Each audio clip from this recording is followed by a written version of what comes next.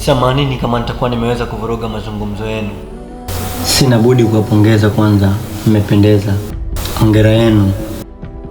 Ama kweli wapenda nao shibana kama mlivyo nyinyi.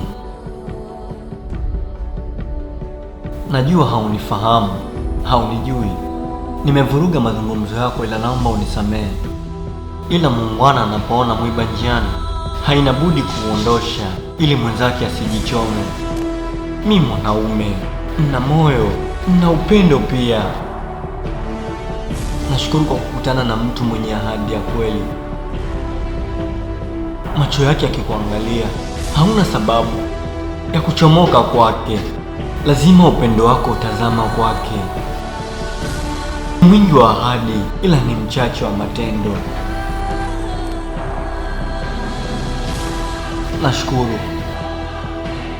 Nashukuru kwa kuutoboa moyo wangu.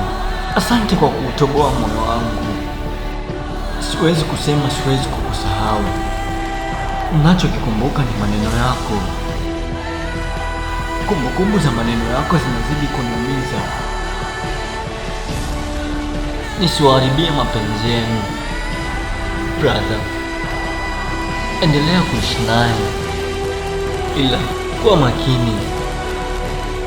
Haya maisha, usihadaliwe na wanawake wasio na upendo.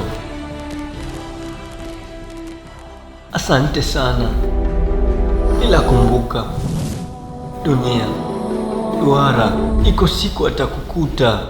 Kwaherini.